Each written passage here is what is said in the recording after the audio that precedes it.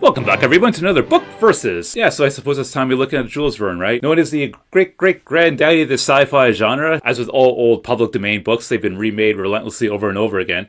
But today we're going to be looking at his classic Around the World in 80 Days. The story of Mr. Fogg making the wager go around the world in set amount of days, and so on. So looking at the many variations and adaptations and reimaginings of this particular book, which one is considered to be the best? Well, according to the internet, it's the 1989 TV miniseries starring ones such as Pierce Brosnan and Eric Idle. That's right, a direct-to-TV miniseries is considered the best this time around, not a standalone movie. So, that being said, does the extra time given versus a movie give the miniseries the edge? Or does the original book still hold supreme? Only one way to find out, and that's to look at the... So, hooray! For the first time ever, instead of being limited to usually 2 hours as most movies are, this TV miniseries has over 4 hours to work with, so that must mean that everything from the book is inside the movie, right? Is sorta. So back it up, the series starts the same as the book. Mr. Fogg firing his current servant, then hiring Passepartout, going to the club to play cards, then making the wager. All that is done effectively identical to the book. It's once the two of them actually start their journey, though, that's when things start to change very quickly. In the book, it's not uncommon for the two of them to actually go through several legs of their journey without incident, such as they went from here to there, then from there to there. In the movie, though, it seems like they want to try to make it so that every single leg of the journey, something's happening, something's going on to impede their progress. Incredibly, there's actually a lot of extra put into the series when compared to the book. So then you're probably thinking, oh, well, they must have everything inside the book plus extra, right? Well, actually, no, they actually took a lot out of the book, or at least modified a bunch of it. So a couple examples. For those of you who have not read the book, do you know seems like every single visual adaptation, they're always in a hot air balloon or a zeppelin or something like that? They never do that in a book. Never, ever. That's something that somebody somewhere along the line made up, and it just became like a staple of this story. I get it. They wanted to make the visual medias more great and exciting when compared to the book, alright? But you already have plenty to work with in the book. So if you're going to add more, why not once again build off the book first and then add on top of that instead of just ignoring things and just making things up. For instance, there's a court case with Passepartout in it that I actually really liked, and they cut it out. And in another part, Mr. Fogg thinks he's actually being fed a cat. No, seriously, he thinks he ate a cat. Having transacted his business at the passport office, Phileas Fogg repaired quietly to the railroad station, where he ordered dinner. Among the dishes served to him, the landlord especially recommended a certain giblet of native rabbit, on which he prided himself. Mr. Fogg accordingly tasted the dish, but despite its spiced sauce, found it far from palatable. He rang for the landlord, and, on his appearance, said, fixing his clear eyes upon him, "Is this rabbit, sir?" "Yes, my lord," the rogue boldly replied. "Rabbit from the jungles. And this rabbit did not mew when he was killed." "Mew, my lord? What? A rabbit mew? I swear to you." "Be so good, landlord, as not to swear. But remember this, cats were formerly considered in India as sacred animals. That was a good time. For the cats, my lord, perhaps for the travelers as well." And then again, far into this story, when they're in America, there's one scene where Mr. Fogg goes off to say Passepartout from the natives, which was completely cut out. I do know why they did this, mind you. I mean, this book was written way back in 1872. The world changed a lot over the century between the book and the TV miniseries, alright? So Princess Auda's character, unlike in the book, actually makes reference or say, hey, you probably shouldn't be going around, killing the natives. Is it loaded? Of course. We must learn how to use them if we are to shoot Indians. Why? And suffice to say, in that scene with the book, with the natives attacking the train and then them going off to rescue Passepartout, a lot of thinning out was done among them. Meanwhile, in the TV series, exactly only 3 bit the dust. Fair enough, you don't want that to be on the scene or the movie. That's no problem, take it out. But then, like I said, take it out. Why just have it half and half? Why not just continue to make something else up instead like you had for a lot of the rest of the TV series? This whole half and half thing was kind of odd to me because other scenes that they did take from the book, such as the actual rescuing of the princess, the steamship to Liverpool, were done effectively verbatim to the book, right? So they had no problems with that. So then why not keep what's considered to be safe from the book in the TV series, and then what you don't consider to be safe, just leave it out? Why do this half and half thing? It's like almost they're trying to do like this PSA thing about, be nice to so-and-so. Moving on, one thing I will give to the movie, though, is incredibly enough, there's not a single montage anywhere in the movie. I thought that would have been a given considering how much traveling they're doing, but incredibly, no, not a single one. So, yeah, which I found to actually be pretty good on their part, so props to that. All in all, the core concept between the two were the same, right? It's just that the book went into much much greater detail about what road they were taking, what rail they were taking, how they were taking, what the weather was like as they were taking, how long they're going from here to there, and so on. The movie, while it does do this, it does kind of make reference to it now and again. It tries to make itself much more dramatic and adventurous compared to the book. The souls of the two are the same, right? The actual overall story. But moving past that then, though, to examine further, we'll have to move on. So Pierce Brosnan, he's a proper gentleman, and he plays off Mr. Fogg very well for like the first 20 minutes. And then as far as I'm concerned, he's consistently breaking his character over and over. Mr. Fogg in the book is a very no-nonsense type of man. He only speaks when he needs to speak. He never says more words than he has to say. No small talk or anything like that. I suppose in the movie they wanted to try, flex Pierce Brosnan's star power, and they so as such they kept pushing him forward, to the front. So he's constantly talking and having speaking roles. Which I get that. It does make sense, but it's not really Mr. Fogg so much anymore. And it always would seem that it's like every now and again they remember, like, oh wait, yeah, this is supposed to be Mr. Fogg. And so they suddenly revert him to Mr. Fogg. You know what is wrong? Basic. It's only a matter of fuel consumption. We are out of fuel. I'm afraid Lenoir's projection was far off the mark. Must make a note of that for the journal. Then at the drop of a hat, nope, now he's Pierce Brosnan again. This is most glaring when it comes to his interacting with the princess. In the book, yeah, of course you can tell that Mr. Fogg has a thing for the princess. He shows us through very subtle and simple actions and gestures towards her. In the movie though, Brosnan, he's constantly getting tongue-tied and nervous around her all the time. Whenever he's speaking with her, especially when it's just one-on-one, and they do this multiple times throughout the movie, which, as far as I'm concerned, is breaking his character. These past few weeks have been... I believe they've aroused a most peculiar feeling within me. Oh? Yes, you see,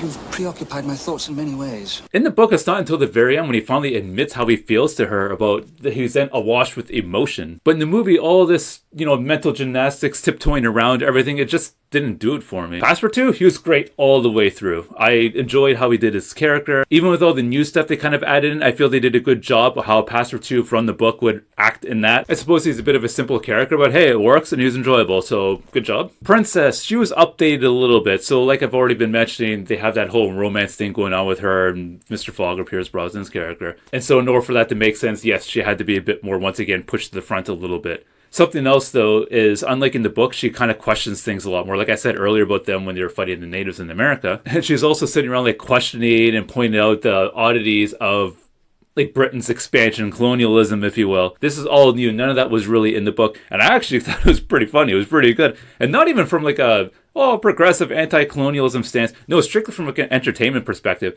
Seeing, her sitting there questioning like, why does this make sense, blah, blah, blah. And seeing the other characters kind of like nervously shifting around. I actually found myself enjoying it. Overall, she's done well enough. She's alright. Detective Fix, he's portrayed as being a lot more bumbling in this series when compared to the original book. I found this to be a bit of an odd choice considering they already had Passepartout as like the comic relief. So why did they also have to add Detective Fix in there also to be more comic relief? Also, that whole thing about that woman, his fiancée or whatever, that's all new. That didn't exist in the book. They just decided to make it, once again, like a super romance movie. Same thing with like Passepartout. Like he seemingly randomly got married at the end too. Like, oh, that wasn't in the book. Overall, Fix, he was the same. He's just a little bit more silly in the way he did everything. Well, it was alright, I guess. Most of the other side characters, such as the ship captain, the men in the club, the Reform Club, they're all done pretty much similar. No issues with any of them. They all did a good job. They did embellish a few things, like Jesse James showing up for no particular reason. Like, oh, why are you here? And then, nope, he's gone now. See you later. Overall, they were generally the same. It's all good the way how they acted, except for, once again, the love interest with Mr. Fogg and the princess. But in order to get to that, we're going to need to move on to...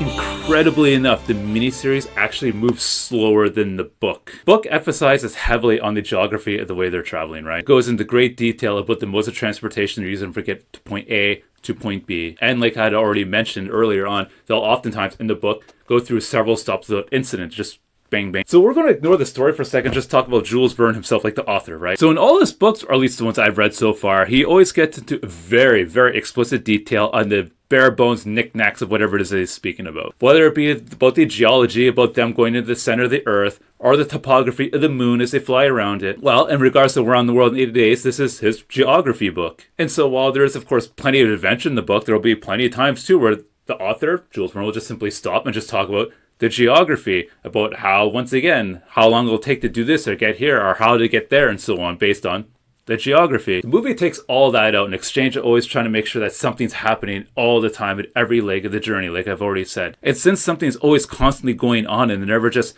peacefully traveling along, that makes the series seem be like they're making much slower progress when compared to the book, which then makes the story seem to be moving slower. And said slowness is agonizingly apparent in one of the plenty of scenes where Mr. Fogg is fumbling over his words when talking to the princess. Alright, so this whole romance thing, I have nothing against there being like a love interest or a romance slant to any story or book or whatever I'm watching, consuming, right? It's just that the original book didn't really have it per se. They completely shoehorned it into the series in order to try to give the whole thing a much more like sappy, happy-ish feel, I guess. And it's not like they were pressed for time. They had plenty of time. They actively chose to ignore things from the book so that they could have these awkward love scenes between the two of them. And every time they do it, they're forcing the adventure aspect to take a back seat and relax and just watch them kind of like, oh, for like X minutes doing nothing really. In the book, Mr. Fogg has what I'll refer to as a Willy Wonka style breakdown when I mentioned earlier about how he then confesses himself to the princess, right? I felt that this gives it much more weight because he kept on his personality or his mask or whatever through the entire story. It wasn't until the end when his back to the wall and he had lost everything at that point when finally he admits, his undying love for her. Meanwhile, in the movie, he spends the entire time blubbering away all the way through the legs of their journey about, oh, this and I'm feeling that. And then at the end of the big emotional spiel at the end, guess what? More blubbering away and, oh, I have no friends and I have no family and blah, blah, blah. In the book, he's so much more matter-of-fact, even at his lowest point when he's talking to her. I mean, like, just look at the comparison here. These last few hours, I've been going over in my mind the events of not only the last 80 days, but my entire life. I've reached an inescapable conclusion. My life's been a total waste. Oh, Phileas. It's true. The ingrained habits of my existence have squandered my life, and I've gained nothing in exchange. I have no real friends, and... But you do. I feel that there has to be more to life than a membership in the Reform Club. There has to be more to living than the temperature of one's bath. These 80 days have not been in vain. They've allowed me to meet a person with whom I should very much like to share the remaining years of my life. Her eyes. Her lovely eyes. As in the sacred lakes of the Himalayas.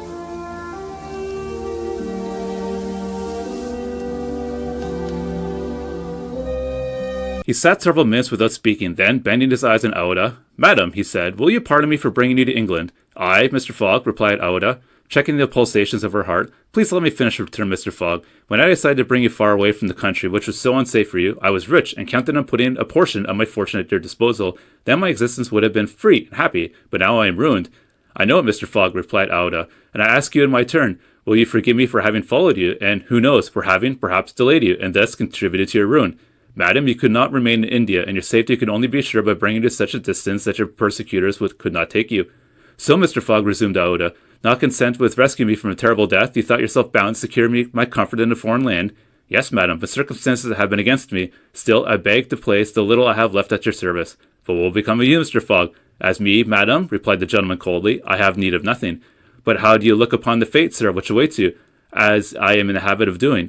"At least," said Aouda, "one should not overtake a man like you. Your friends—" "I have no friends, madam." "Your relatives—" "I have no longer any relatives." "I pity you then, Mr. Fogg, for solitude is a sad thing, which no heart to which you confide your griefs. They say, though, that misery itself, shared by two sympathetic souls, may be borne with patience." "They say so, madam." "Mr. Fogg," said Aouda, raising his seat in his hand, "do you wish at once a kinsman and friends? Will you have me for your wife?" Mr. Fogg at this rose in his turn. There was an unwonted light in his eyes, and a slight trembling of his lips. Aouda looked into his face. The sincerity, rectitude, firmness, and sweetness of the soft glance of a noble woman who could dare all to save him to whom she owed all, at first astonished, then penetrated him. He shut his eyes for an instant, as if to avoid her look. When he opened them again, "I love you," he said simply. "Yes, by all that is holiest, I love you, and I am entirely yours." "Ah," cried Aouda, pressing his hand to her heart. The actual ending of the movie, though, with Brosnan, at the club, running up the stairs and looking back and seeing them, the three others, and like, go, go, go, and he's like, okay, thumbs up, and he kind of went all happy. I did like that. That wasn't really in the book per se, but that was a good touch on the movie. But then they took out this really cool epilogue at the end where Passepartout tells Mr. Fogg, like, hey, you know what, I think we could technically do the around the world thing even faster. And you see Mr. Fogg kind of like doing mental gymnastics with his brain, trying to figure out if it actually will work. And then, the door closes, and then the story actually ends. I sat through the credits sitting there waiting to see if they would actually have that epilogue, and they didn't have it in, which was actually kind of disappointing to me. Anyway, all that being said, right, which is the better medium? All right, the book or the adventurous movie? Well, after consuming both medias and once again thinking about it and whatnot, I have come to the conclusion that between the two of them, the best one is, I gotta say, the book again. It all comes down to one particular thing for me, and that being said, that I've seen this movie plenty of times. The bachelor going on an adventure, realizing but not wanting to admit to loving another. They go through stuff and he declares his love for her, cue credits. Yeah, I get it, the book ends with the same, but having it very subtle and giving it the big end makes it a bit more unique to me. Plus the movie adding that weird triple wedding and no epilogue, it's just As a disclaimer though, if you simply have zero interest in geography whatsoever, then yes, just watch the series. But if you even a passing fascination, then you gotta stick with the book. Thanks for watching. Phileas Fogg had won his wager and had made his journey around the world in 80 days. To do this he had employed every means of conveyance: steamers, railways, carriages, yachts, trading vessels, sledges, elephants. The eccentric gentleman had throughout displayed all of his marvelous qualities of coolness and exactitude. But what then? What had he really gained by all his trouble? What had he brought back from this long and weary journey? Nothing, you say? Perhaps so.